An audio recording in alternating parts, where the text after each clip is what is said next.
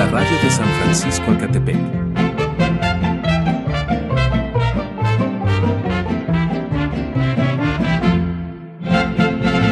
Chula es Puebla, qué linda, con sus mujeres hermosas, que tienen cara de rosa y tienen labios de... ¿Qué tal? Muy buenas tardes, buenos días, buenas noches, bienvenidos. Esto es Mauchan, San Francisco Acatepec, también es tu casa.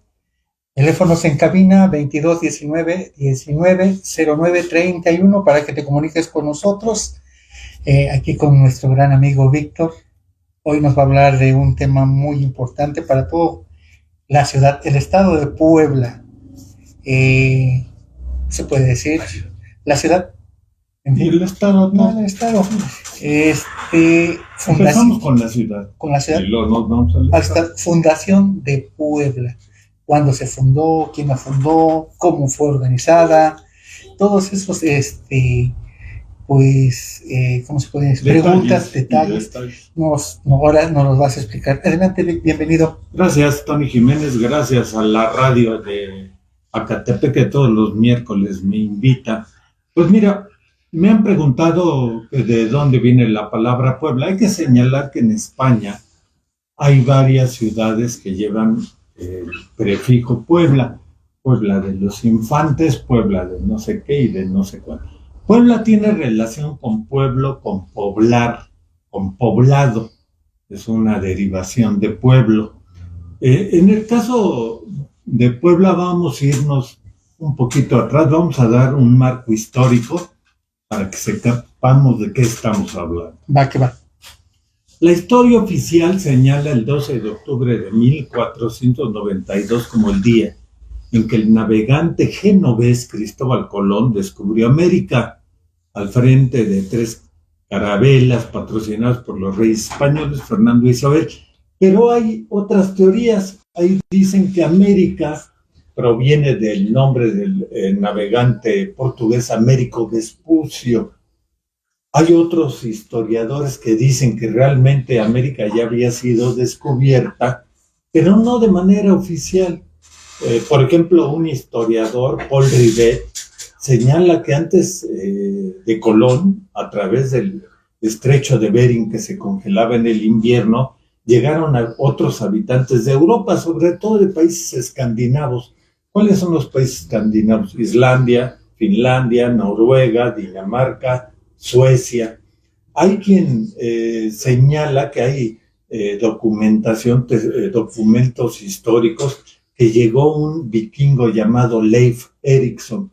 Incluso en algún lugar de lo que es ahora Estados Unidos hay los restos de madera de una barcaza vikinga. O sea que vinieron primero los vikingos, sí, a México. Pero no se asentaron. No. Entonces realmente Colón lo que hizo fue venir con dinero de los... Dicen que la reina Isabel... Hay que señalar que Cristóbal Colón fue enviado a las Indias Orientales en busca de especies. La situación económica en España estaba en el hoyo.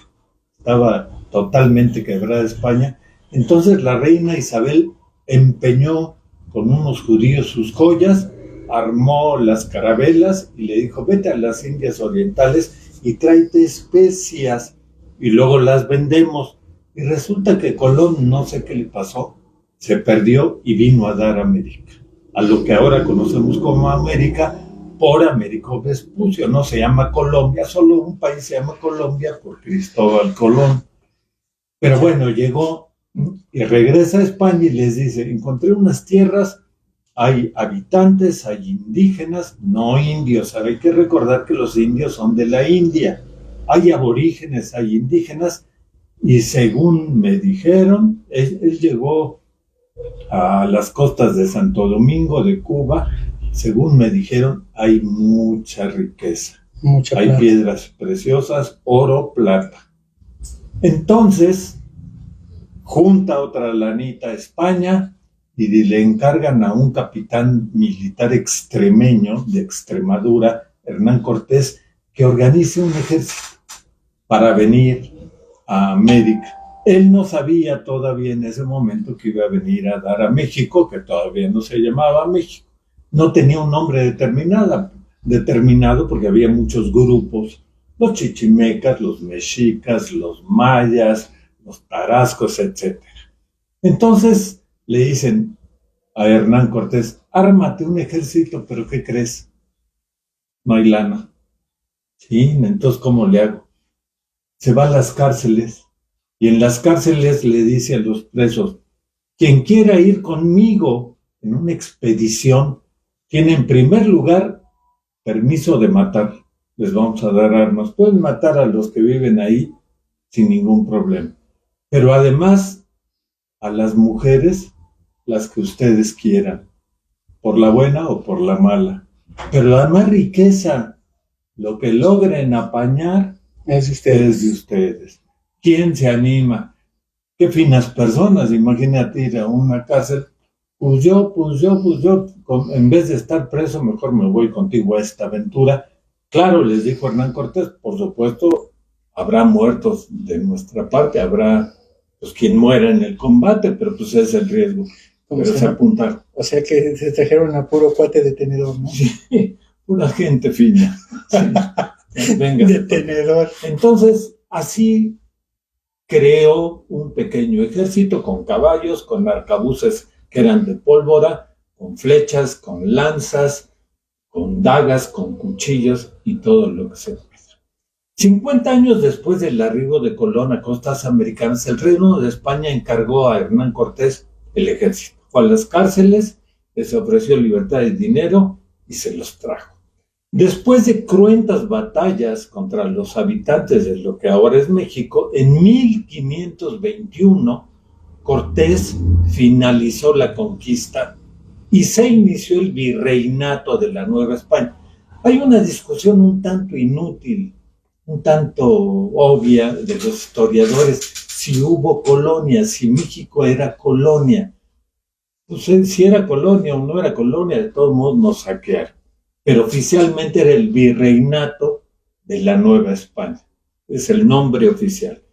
Ya que los barcos españoles cargados de tesoros, de oro, plata, piedras preciosas, salían del puerto de Veracruz hacia España y regresaban vacíos de mercancía, pero con habitantes, con gente, regresaban al mismo lugar, a Veracruz, que era el puerto. Todavía no era un puerto, pero era el punto en el Golfo de México que salían al Atlántico y de ahí a España. Entonces, se les ocurrió a los españoles, Veracruz y la Ciudad de México, que todavía no se llamaba la Ciudad de México, era Tenochtitlan, está a 2 jornadas de camino. Vamos a hacer una posta. Una posta es un lugar de descanso, de los caballos descansaran, dormir, darse un baño, cenar, comer, desayunar algo, en un punto intermedio, a una jornada de viaje de Veracruz. Pues resultó que esa jornada de viaje era aquí, en Cuetlaxcuapa, lo que ahora es Puebla, Cuetlaxcuapa. Entonces, ¿cuál es el lugar intermedio? Cuetlaxcuapa. Ahí vamos a hacer una población para que ahí las diligencias cambien de caballos, los tripulantes puedan dormir, puedan darse un baño y puedan comer. Entonces crearon una posta. Técnicamente ese lugar se llama una posta, que lógicamente primero era un lugar pequeño, que fue creciendo, hasta que se convirtió en una ciudad. Entonces los barcos llegaban con más conquistadores y habitantes. El virreinato pensó en fundar una ciudad posta a la mitad del puerto de Veracruz y Tenochtitlan. Una posta para descansar, pasar la noche, cambiar de caballos, alimentarse y seguir su camino. Esa posta es la actual ciudad de Puebla. Ahora bien, ya estaba la posta.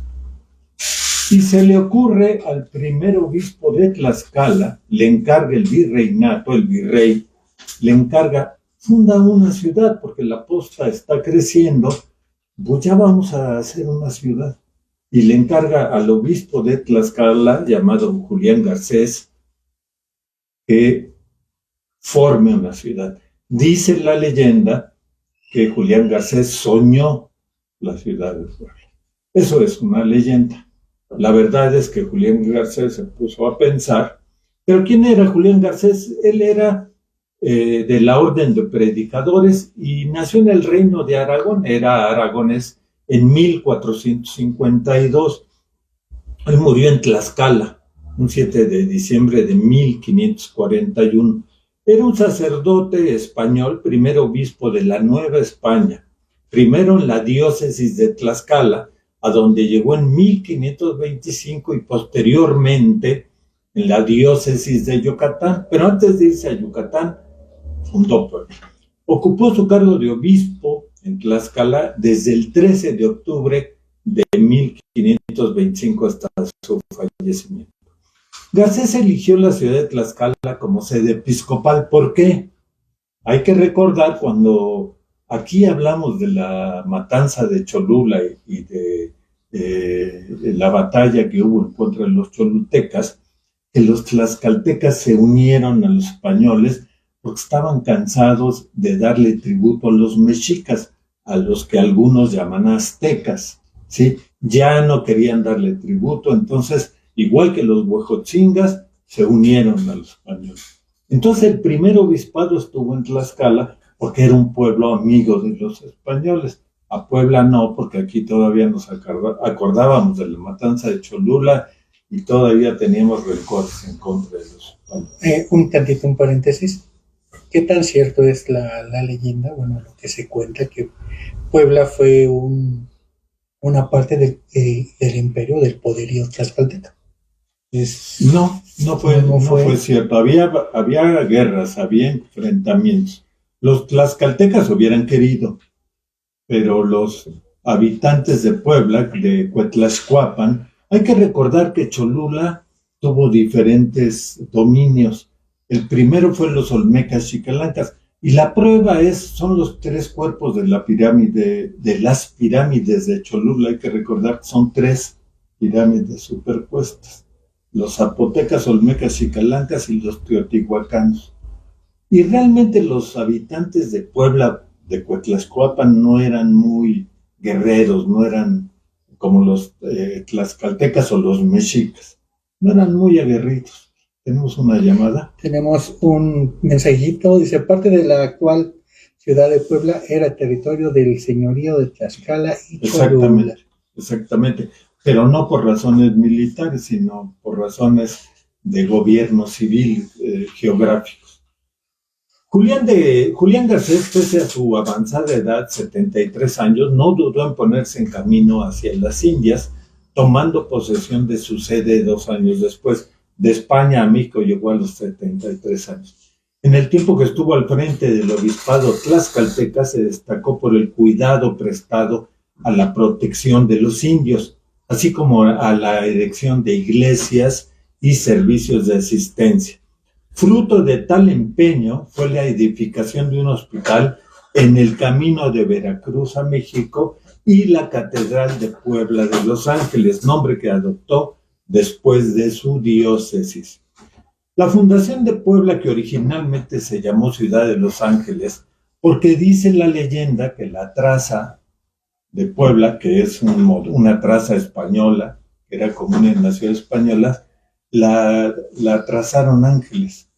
¿Sí? Que los ángeles desde el cielo, no, pues darle para acá, el norte, el sur, el poniente, eso es una leyenda. Porque no hay ángeles, son demonios. Exacto.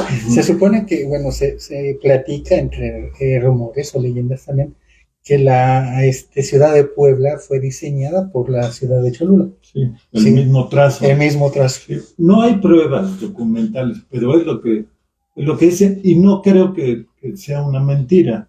Puede ser, ¿no? Claro, Cholula, una ciudad más pequeña, pero el trazo también es norte-sur, oriente-poniente, como eran las ciudades españolas desde la Edad Media. Y así es de que no sé si fue primero el huevo o la gallina, la cosa es que las 2 ciudades ahí están. Lo que pasa es que ahí está el pollo rostizado. Ahí está dando vueltas en el fuego. Exactamente. Entonces, originalmente se llamó Ciudad de Los Ángeles, poco después Puebla de Los Ángeles, y actualmente Ciudad y Estado de Puebla. La fundación de Puebla fue en 1531, justo 10 años después de la conquista, del fin de la conquista, en el marco de la colonización del Nuevo Mundo. Después de la caída de Tenochtitlán, el 13 de agosto de 1521, y continuando con el proceso de conquista, se vio la necesidad de fundar un pueblo intermedio entre el puerto de la Villa Rica de la Veracruz y la nueva capital. Es el verdadero nombre del puerto de Veracruz, la Villa Rica de la Veracruz, para el creciente flujo de inmigrantes españoles que sin recursos y sin la esperanza de obtener encomiendas pudieran establecerse y al mismo tiempo que sirvieran como sitio de descanso y curación para los pasajeros provenientes de Veracruz. La mayor parte de los españoles llegaron con la promesa de que tendrían tierras, que es la encomienda, tendrían indígenas para trabajar la encomienda, tendrían mujeres y si encontraban oro, plata, piedras preciosas, era de ellos, nada más tenían que darle el quinto real al Reino de España. 4 partes de lo que obtuvieran para ellos y una quinta parte para el Reino de España, como impuesto, un impuesto. Sí, se llamaba el quinto real. Para cumplir con el propósito original de ser una colonia exclusiva de españoles, era necesario no despojar de sus tierras a ningún pueblo indígena. Al mismo tiempo, el establecimiento se concibió como un experimento social utópico que trató de proteger a los indios del abuso de los conquistadores y de los nuevos colonizadores españoles, creando una comunidad igualitaria, cosa que nunca se logró. Los españoles que vinieron eran ignorantes, eran violentos, iban a respetar a los indígenas. Eran buenas finísimas personas. No respetaron ni a los indígenas, mucho menos a las damas indígenas de la época. Hay que recordar que en el caso de la ciudad de Puebla, lo que hoy es el Boulevard Héroes del 5 de Mayo era el río de San Francisco. Que todavía está entubado. Que está entubado. En la parte baja crearon el centro histórico, la ciudad para españoles, y en la parte alta estaban los barrios indígenas, Analco, Xanenetla, El Alto, ¿sí? Que por ahí escuché que fue el primer barrio que se hizo, ¿no? Así es. O que se fundó en el centro de Puebla. Así es. No se llamaba El Alto, lógicamente, le pusieron los españoles El Alto porque estaba en lo alto. ¿Y por qué estaban los indígenas en lo alto? Porque en tiempo de lluvia se desbordaba el río y se inundaba el centro histórico y ellos estaban muertos de la risa desde arriba viendo. Y los otros cuates nadando, chapoteando en el agua. Muy bien. Entonces se concibió como un experimento social utópico, cosa que nunca se logró.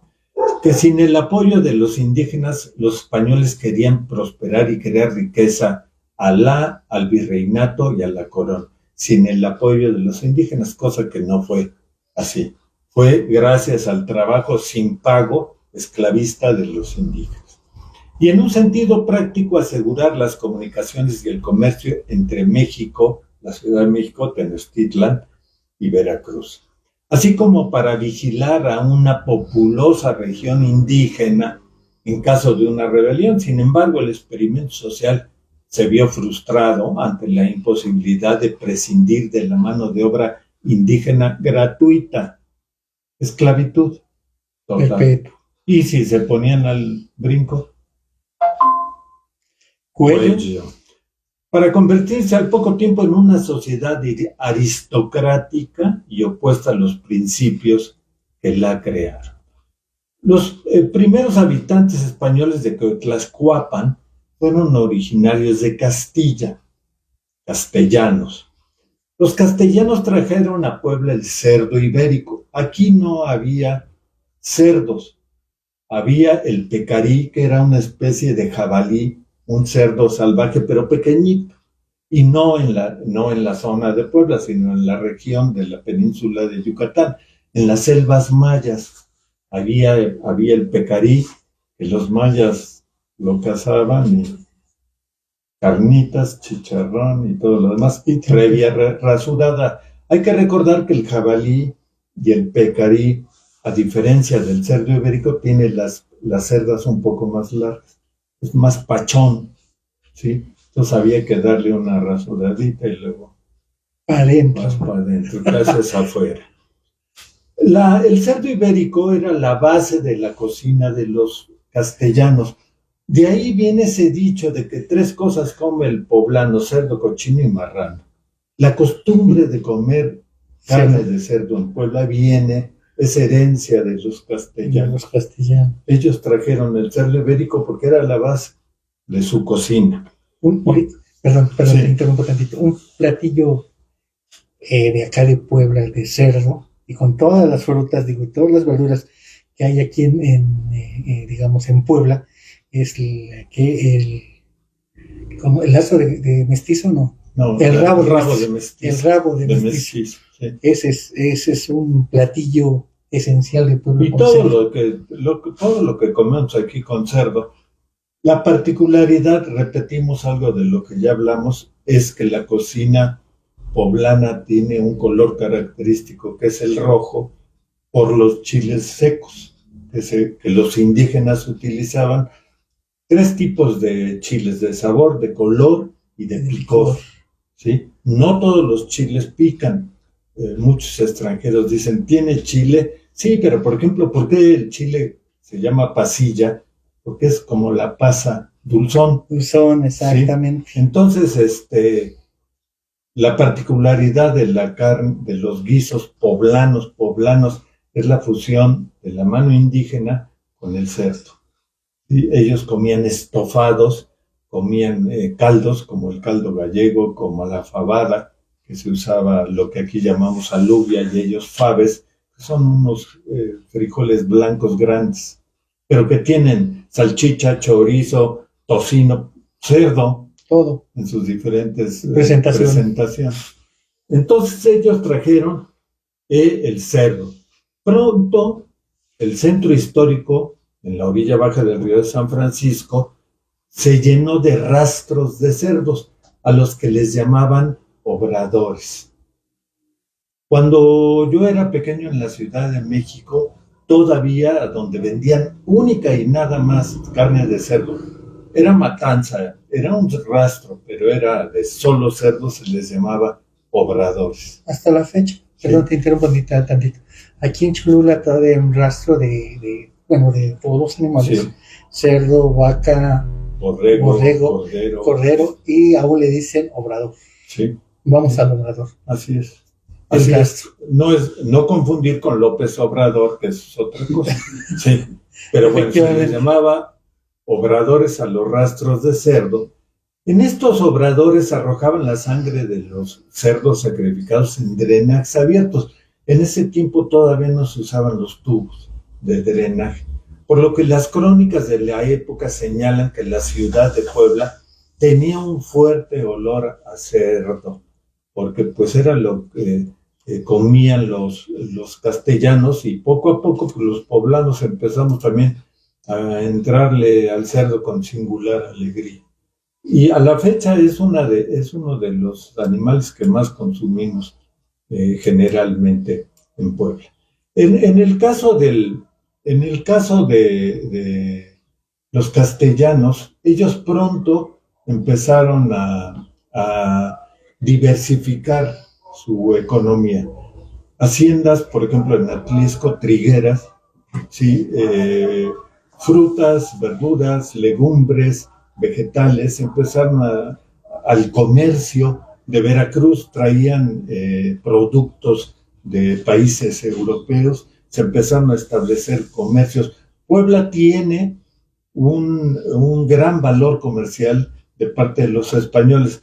Cuando mi familia y yo llegamos a la ciudad de Puebla, todavía había muchas tiendas, la sevillana, la gallega, etcétera. Eran tiendas de abarrotes que eran de españoles, y de ahí viene el término ultramarinos, más allá del mar. Es decir, eran productos que venían de España, de Francia, de Alemania, pero a través de los españoles que venían a Veracruz, y se empezaron a establecer comercios, por ejemplo, la Nueva España, que todavía está en el portal, Almacenes Blanco, Aurrera, por ejemplo, que ahora es Walmart y Bodega Aurrera, es un apellido vasco, Aurrera Cochea. Entonces los españoles empezaron a diversificar haciendas de trigo, comercios, hoteles, restaurantes, fondas, hostales, empezaron a diversificar su actividad comercial. Y Puebla fue ideado total y absolutamente como una ciudad de españoles. De castellanos ya luego llegaron de otras regiones de España, pero fue una ciudad.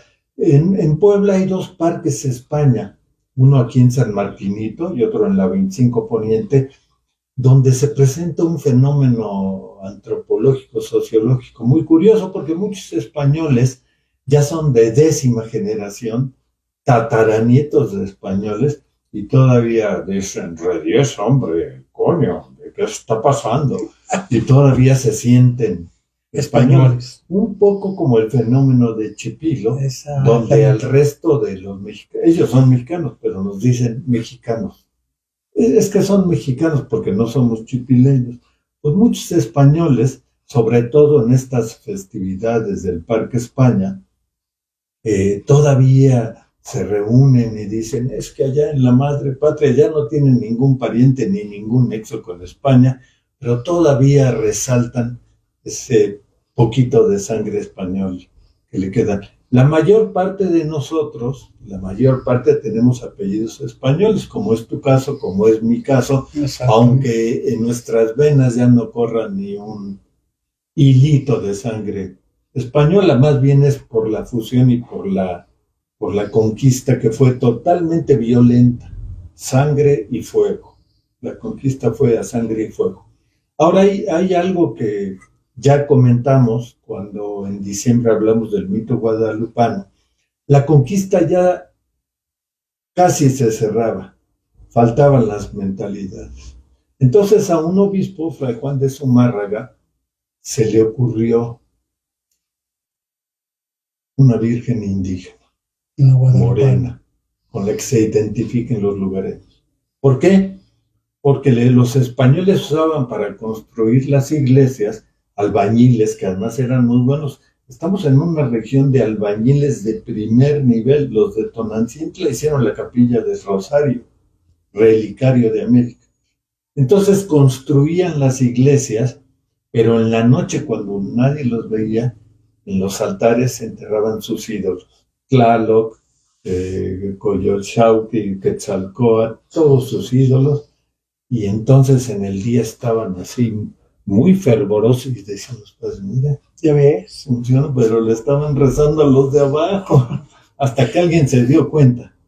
Y Fray Juan de Zumárraga dijo, una virgen indígena, morena, del color de ellos, pero que además se le aparezca a un indígena, Juan Diego, cuyo nombre siempre se me olvida, su nombre verdadero de Juan Diego, que era un hombre español, pero además se le representó en el ayate con rosas de Castilla que en México no había, pero fue tan milagroso el asunto que hasta rosas que no había se le aparecieron en el ayate. Excelente. Que era de fibras naturales, seguramente de maguey, el ayate, ¿sí?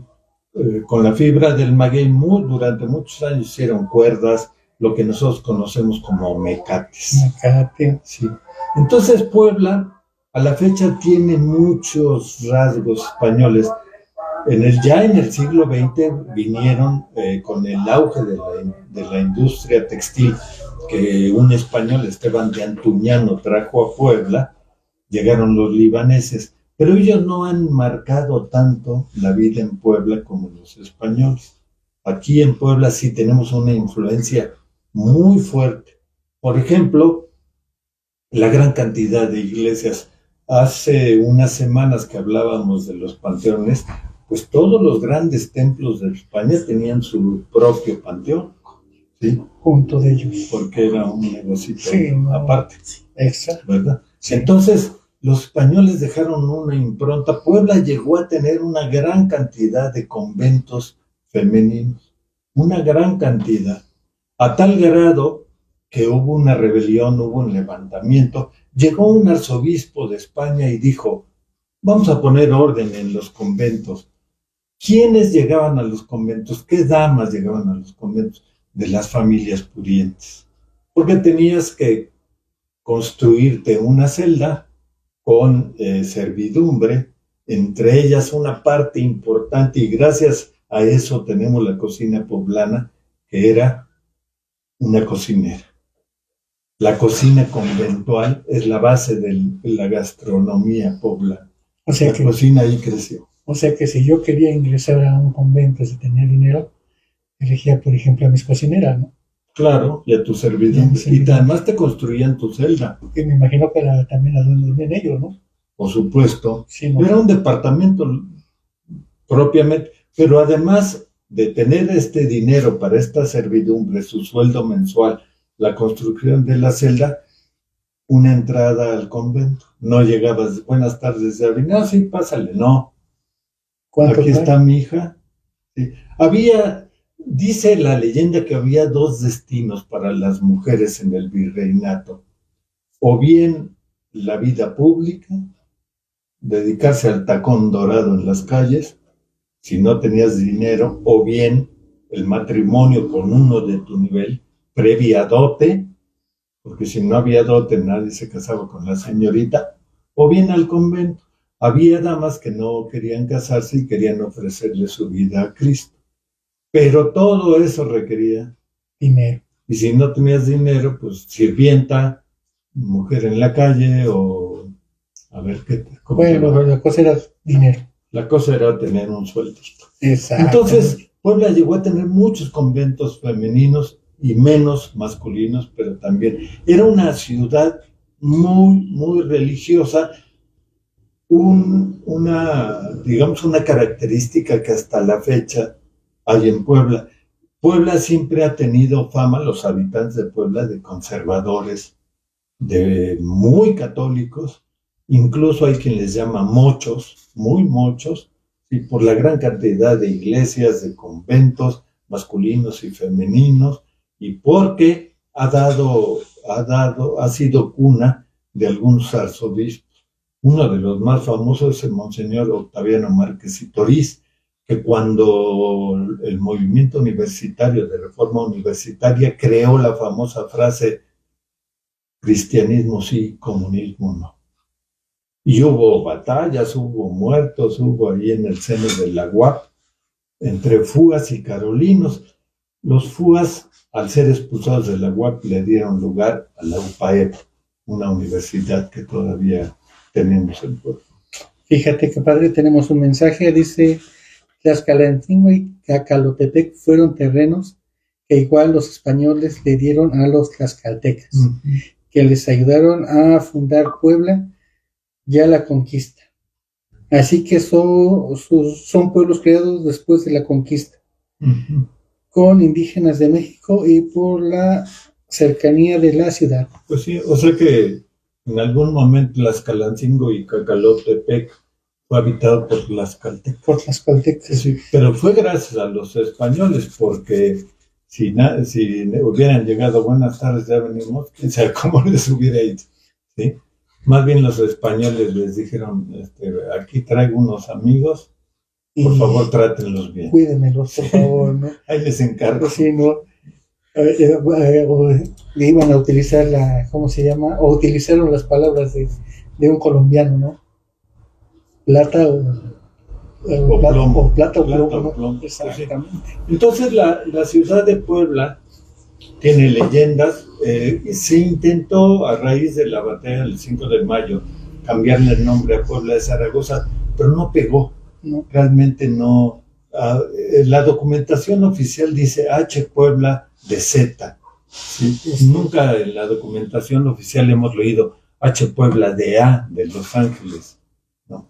Pero incluso cuando los poblanos vamos a otro estado de la República, ¿y usted de dónde viene? ¿De Puebla? Ah, Puebla de Los Ángeles. Es una denominación que, pues que ya se quedó a pesar de los intentos oficiales de llamarle Puebla de Zaragoza. Y fue gracias a los españoles que 3 estados de la República se disputan como la mejor gastronomía: la yucateca, la oaxaqueña y la poblana. ¿Sí? Fue gracias a esa fusión, a ese sincretismo de la cocina española, lo que trajeron ellos y lo que había En el entorno, sobre todo frutas, verduras, vegetales, chiles. Exactamente. Eso es la base importante. No, pero digo, no es que defienda ahí ser poblano, ¿no? Pero a mí me encanta todo lo que lleve puerco. Pues sí. Chiles en nogada, moles, pipianes. Originalmente, los moles, los 3 principales, el mole poblano, el pepián y el adobo, eran con cerdo. Con el paso del tiempo, aquí no había pavos, no había guajolotes, totoles, los trajeron los españoles. Entonces, originalmente, los primeros moles, que hay que recordar que la palabra viene de moler, del metate, del molcajete, eran con cerdo. Con cerdo. Sí, el pipián, el adobo, pepián, pepita de calabaza, y el mole poblano, que la receta original dice que tiene 14 ingredientes. No me los sé todos, pero pan de manteca de cerdo, cacahuate, chocolate, almendra, etc. Y chiles. Y chiles. Sí. Entonces, eran de cerdo. Los españoles trajeron el pavo, trajeron las gallinas. Aquí había aves comestibles, pero no sé. Por ejemplo, en mi infancia, en mayorazgo, los lugareños con una escopeta bajaban unos llamados perros de agua. Se llamaban así porque ladraban. En las noches pasaban, iban a dormir a la laguna de la colonia popular, que ya no existe, adelantito de mayorazgo, y los amiguitos de la zona los bajaban adentro. Igualmente yo llegué a probar el tlacuache en la fábrica textil del Molino del Medio, justo en la entrada de mayorazgo del río Atoyac. Había tlacuaches en la noche, salían a comer, sobre todo capulines, todo lo que encontraban en los arbolitos. Lamparazo, brillaban los ojos, más para abajo. El otro día, en un adobito. ¿Sí? Entonces, no había pavos, no había gallinas, no había cerdos. Se comía pescado, se comían algunos crustáceos como los acosiles, sí, que son de la familia de los camarones, pero de agua dulce. También hay camarón de agua dulce y agua salada. Entonces, la cocina española con la indígena se fusionaron, hubo el sincretismo y dio lugar a la cocina poblana, que sigue siendo maravilla en todo el mundo, igual que la yucateca y la oaxaqueña. Bueno, mira, tenemos otro mensajito. Las 4 veces heroica Puebla de los Ángeles. La 4 veces heroica Puebla de los 4 Ángeles. veces H. Exactamente. Dice Batalla de Puebla 1862. Sitio de Puebla durante 62 días. Cuna de la Independencia. Sí. Inicio de la Revolución de México. Así es. Con los hermanos Cerdán. Denominada el estado de Puebla, con el centro de Puebla, ¿no? 4 veces. 4 veces heroica. Sí, hablando de los hermanos Cerdán, su casa está ubicada en la 6 Poniente. Ahí donde hay Museo de la Revolución Exactamente. Mexicana. Visiten, no está muy padre. Toda balaceada. Exactamente, toda balaceada. Pero visítenla. Sí. Ya está abierta porque la estaban remodelando. No lo sé, pero está en la calle de los dulces. Exactamente. Por ahí un dulce típico. Muchos dulces. Creados en los conventos. Exactamente. Una tortita de Santa Clara. Un camote, un borrachito, ahora no me veas. Sí. Alegrías, palanquetas. Picones, palanquetas, cáscaras de limón y de naranja cristalizadas. Rellenos de coco. Y no, la fruta cristalizada, ahorita que hablas, calabaza, higo, camote, Acitrón. Que ya no es muy común, ¿eh? No, porque está en proceso de extinción. De extinción. Entonces ya el chile en nogada no sé con qué le van a hacer. Que en el caso de cristalizado la calabaza le llaman calabazate. Que es calabaza. Exactamente. Que también la calabaza en tacha es típica de aquí, de Puebla, la capirotada. Y todo eso se desarrolló en los conventos. Las monjitas las 24 horas del día, despertando, llamaban a la cocinera: ¿hoy qué me vas a hacer? ¿Qué se le antoja? Empezaban a idear, aparte, va a venir el padre, va a venir el arzobispo, va a venir el padre a confesarnos, ¿qué le ofrecemos? Una comida, luego una taza de chocolate con dulces. ¿Qué dulces preparamos? Un mollete, el auténtico y original mollete que se acompaña con el chile en nogada, nada que ver con el pan con frijoles y queso, que ese es el mollete moderno, no el auténtico y tradicional mollete poblano que lleva el dulce de la tortita de Santa Clara. Ese es el mollete original. Ese es el auténtico y original. Pues Y en los conventos. Pues también invitar a toda la gente que visite los conventos, que pues aún existe, ¿no? El de Santa Clara. Tenemos otro mensajito, Santa Rosa. Sí. Y muchos, miren, otro mensajito, es de Puebla muy conservadora y muchos poblanos. Sí, esa es una fama que... Hablando de los poblanos, ¿qué significa pipopi? Pues yo no lo voy a decir, ahí tú sí quieres. ¿Y esa qué? No, pinche poblano. Chingón. Sí. Pero bueno, hay algo que vale la pena señalar. La ciudad de Puebla, teníamos esa fama, incluso en un libro de Fernando del Paso, Noticias del Imperio, se decía que los poblanos vivían de la puerta de su casa para adentro.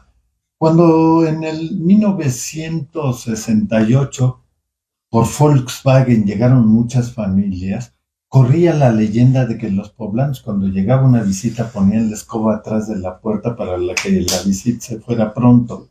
Sí, yeah. Sobre todo si se acercaba la hora, no te invitaban ni de broma. Eso no es cierto, porque yo poco a poco comprobé que si ya estaba la comida, sí te invitaban a comer. Siéntate. Pero antes de Volkswagen llegó ILSA, que hoy se llama Ternium. Ajá. Y llegaron a trabajar a ILSA gente, sobre todo en Monterrey, y empezó una transformación del poblano, mocho, dos caras, mocho y cerrado. Empezó a cambiar. Luego llegó Volkswagen y llegó gente a trabajar de todo el país, incluso extranjeros, y empezó a cambiar más. Luego la Universidad Autónoma de Puebla creció, y luego el terremoto de 1985, muchos que huyeron del terremoto vinieron a vivir. Puebla ha sufrido transformaciones. Eso de que los jarochos, los tabasqueños, los chapanecos son muy abiertos y los poblanos no, ya se acabó. En Puebla hay de todo, como en Veracruz, como en Chiapas, como en Tabasco. Hay una esencia, sobre todo mucha gente. Por ejemplo, yo conozco una señora de 80 y tantos años que me dice: ya no me gusta ir al cine porque cuando yo de joven iba al cine conocía a todos. Y te hablan de ir al Zócalo, a la nieve a tal lado, las tortas fulanas, el combate de flores, dar vueltas en el Zócalo el domingo por la tarde tomando una cremita de la California o una nieve. Pues eso se acabó con la modernidad. Es imposible que ninguna ciudad, ningún estado, ningún país se quede viviendo en el pasado.